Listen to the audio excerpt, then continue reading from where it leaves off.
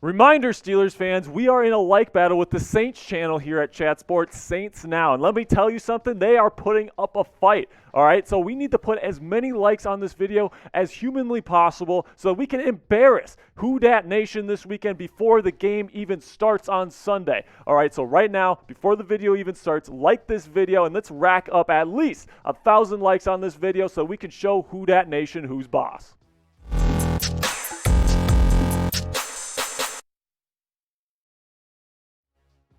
What's good, Steeler Nation? My name is Jack Sperry, and this is Steelers Talk. Today, we are talking draft. We are talking my top 10 draft targets for the Pittsburgh Steelers in the 2023 NFL Draft. It's going to be a great video, so let's just get into the first name. Let's go. Boom! Will Anderson, number one, edge out of Alabama, is the number one guy on my list. And let me tell you something, guys. Will Anderson is somebody that could be truly special. He is somebody that could really be that next great Steelers presence on the defensive line. And if we bring him in next season, if they have an opportunity to draft him in the top 5, Watt and Anderson would be one of the best, if not the best pass rushing duo in the National Football League, pretty much from the word go. The Steelers could trade Alex Highsmith, who's actually pretty decent, for another draft pick potentially, or they could keep him if they want to and just have an excellent third edge rusher as a rotational piece. And I mean, at the end of the day, when the Steelers pick Will Anderson, he's a freak athlete with an insane pass rushing profile, great run defender. He's one of the best edge rushing prospects in the National Football League to come in a very, very long time. He's on that level of like Chase Young, Myles Garrett. He is a freak, man. And if the Steelers have the opportunity to draft him, a bunch of quarterbacks go early and he's there, you got to pull the trigger, in my opinion. I think Will Anderson is somebody that is a special, special talent. And if he is there, in my opinion at least, I think the Steelers need to grab him and combine him with TJ Watt's skill set. All right, number 2 on my list, left tackle from the Northwestern, Peter Skoronski. All right, if Will Anderson's not there, Skoronski's my guy. And right now I'm actually going back and forth between whether I would pick Anderson or Skoronski. I mean, at the end of the day, Skoronski is the best left tackle prospect in next year's draft, in my opinion. He's an excellent pass blocker right now, guys. PFF right now, they have him ranked as the highest graded pass blocker since they started grading college players. So, I mean, that could dip by the end of the season, but right now he's a fantastic player. He's a blue-chip, NFL-ready left tackle prospect, and Lord knows that the Steelers need one of those right now. So, at the end of the day, I would consider drafting him maybe even over Will Anderson, even though Will Anderson's a special talent, and right now, if I had to make a decision right now, I'd probably go with Anderson.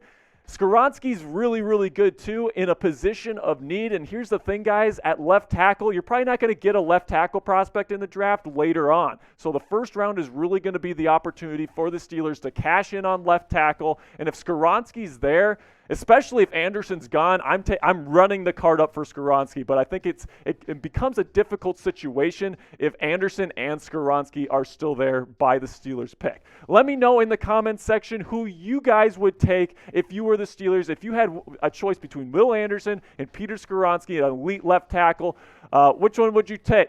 Which one would you take? Type WI for Will Anderson or type PS for Peter Skoronski. This is the pinned comment on today's video. So whenever you get an ad break, an ad coming up here, just go to the comment section, to the pinned comment, and give your answer to this question.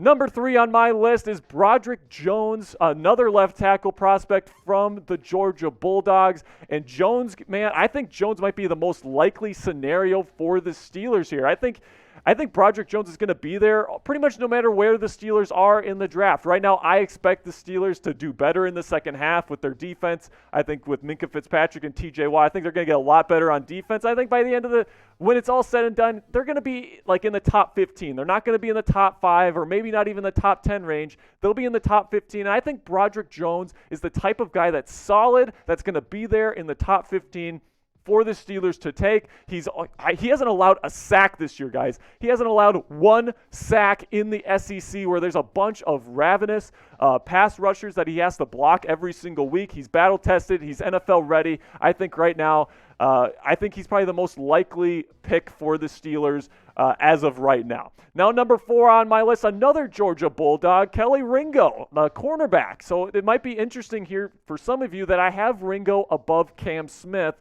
from South Carolina. We'll get into him later in this list. But Kelee Ringo, man, he just has Pittsburgh Steeler written all over him. He's big. He is fast. I mean, when they played Tennessee, he was on Jalen Nailor, man, one of the fastest receivers in college football, and he matched him step for step on pretty much every single rep. He had an interception on him on a deep route that he just stuck with him, and he showed off his ball skills. This guy is perfect for that press man, stick to your guy kind of defense that Mike Tomlin likes to run with the Pittsburgh Steelers. I think he's got Steeler written all over him, and if those top 3 guys aren't there, I wouldn't mind picking him up in the first round. I think he's that good.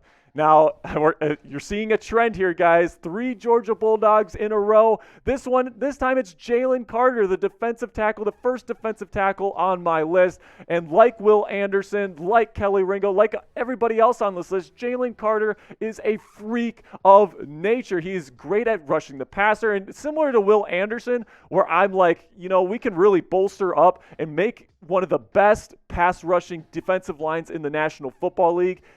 The same thing goes with Carter. If you add Jalen Carter next to TJ Watt, Alex Highsmith, and Cam Hayward in those nickel packages, I mean, opposing quarterbacks are going to be running for their damn lives, man. This Steelers defense is going to revive the steel curtain if they bring in a guy like Will Anderson or Jalen Carter. These guys are special pass rushers. I think the Steelers are trying to reestablish themselves as that really ravenous pass rush that just strikes the fear of God in opposing offenses, and I think that they could do that with a guy like Jalen Carter. All right, guys, let's shift gears a little bit, and let's give out some weekly Twitter shout-outs. These guys follow me on Twitter this week, and if you want a shout-out on another video next week on Steelers Talk, go follow me on Twitter at Jack_Sperry. But as for this week's shout-outs, BBTKIR, I don't know how you want me to say that, man, but thank you so much for following. Tyler Roger, I think is how you say that. Tony Peterson, thank you so much for the follow. Kale Costendand, I'm going to butcher that. I'm not going to say that, man, but thank you for the follow. Doing with Dar, thank you so much. And then PFC Matty Ice 5, thank you guys so much for following me on Twitter. If you want a shout out on an episode of Steelers Talk, go follow me at Jack_Sperry. Now let's get into the rest of the list here. And number 6 on my list is Cam Smith. So we had Kelee Ringo as my number 1 cornerback because I just think he fits the Steelers' identity so well. But, I mean, when I look at Cam Smith, they're not even throwing in his direction this year. That's how good this kid is. He absolutely balled out last season, and now, I mean, when offensive coordinators see this guy's film, they're just like, yeah, we're not going to throw in his direction. And that's a rare kind of talent. South Carolina does a good job at developing their corners. Just look at J.C. Horn with the Panthers right now. They do an excellent job at developing these really big, rangy, number 1 type of cornerbacks. And I'm really excited to see what Smith can do as a pro. So if Ringo's gone, all these other guys are gone, all these special talents, I wouldn't mind taking Cam Smith, especially if William Jackson III doesn't pan out for the Steelers this year. Then number 7 on my list is another tackle, Paris Johnson Jr. He's out of the 3 left tackle prospects that are expected to go in the first round, he's probably my least favorite. I like Skoronski and Jones a bit more. But if the Steelers ended up with Paris Johnson, say they go on a run, they get to like maybe the 16th or 17th pick and Johnson's still there to get a potential left tackle prospect of the future, I'll take that. I'll take that all day long. He's a solid left tackle prospect. I just like Skoronski and Jones just a bit more. All right, number 8 on my list is Siaki Ika from Baylor. This guy is a mountain. This guy is huge. You know the mountain from Game of Thrones?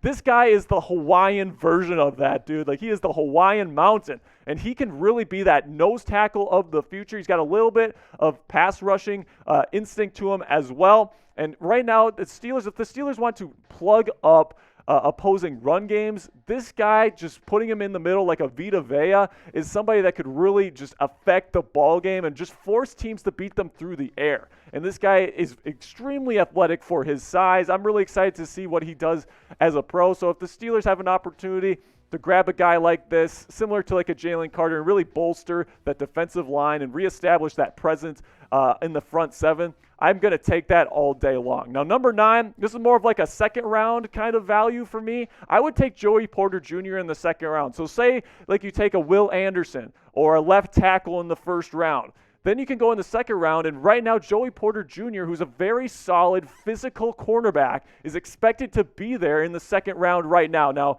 he's definitely talented enough where he could come back up and be established as a true first-round talent in the months to come. I mean, we're pretty much half a year away from next year's draft, so he's got plenty of time to move up the draft board. But right now he's expected to be there in the second round, and being a Pennsylvania guy, like the fans know this guy's name. He's very physical. He fits the defense beautifully. I think if the Steelers could go and get him in the second round, that would be bloody fantastic. He's a great fit for the Steelers. I would love to pick him up. But out of the 3 cornerbacks that I mentioned on this list today, which one would you like to see in black and gold? Would you like to see Kelee Ringo, Cam Smith, or Joey Porter Jr.? KR for Ringo, CS for Cam Smith, or JP for Joey Porter Jr.? Put your answers in the comments section right now. All right, now my last guy on the list. It's going to infuriate a lot of people out there, but I mean, at the end of the day, they might have to consider quarterback. They might. I really hope it doesn't happen. Kenny Pickett is somebody that I think is going to be the quarterback at least going into next year. So I don't think this is going to happen.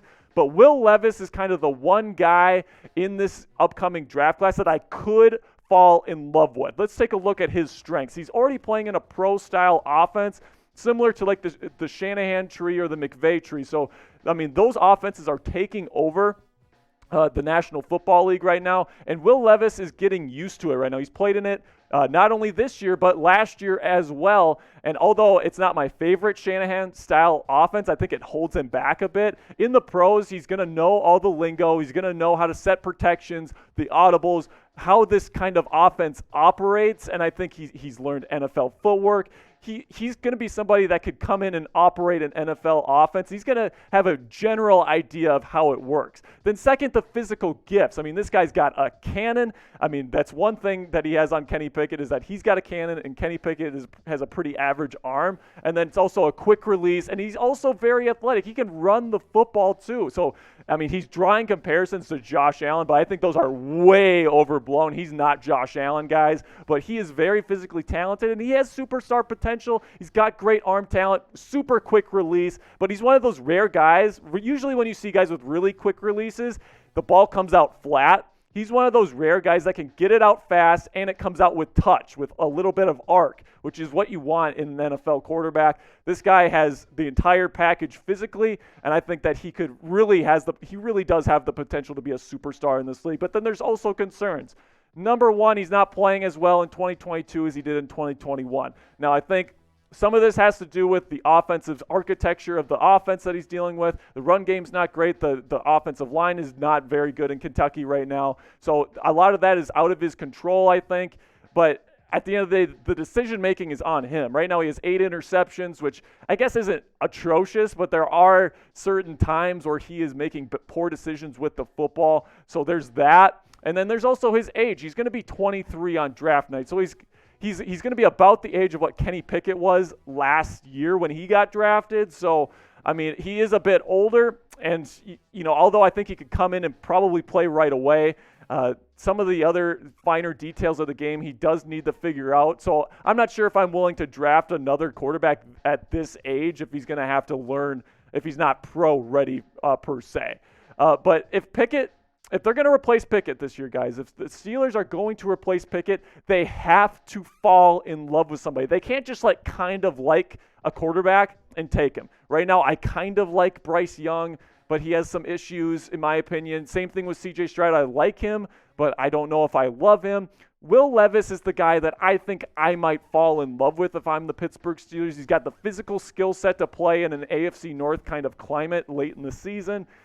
He's definitely got what it takes to be the best fit out of this draft class for the Pittsburgh Steelers. I think that he could be a really solid addition if Kenny Pickett just absolutely sucks for the rest of the year. I think he'd be a fantastic fit, Levis would be, for this offense in the future, because I think they're going to shift to more of a Shanahan-style offense in the future, and that's what he runs at Kentucky. So I really like what he has to offer if the Steelers are drafting in the top 3 or something, or in the top 5. And Kenny Pickett for the rest of the season has just been atrocious, and you really need to get a guy that you love. Essentially, what I'm saying here, guys, is that the stars have to align for them to take a quarterback.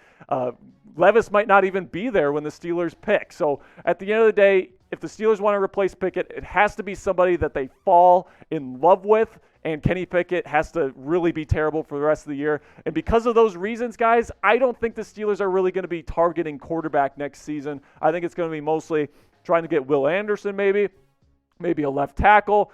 There's going to be a lot of other things on the Steelers' plate where if Kenny Pickett shows some growth, he doesn't have to get all the way there by the end of the season. He just has to show some growth. Then I think the Steelers will roll with him for at least another year and hold quarterback off at least for a little while.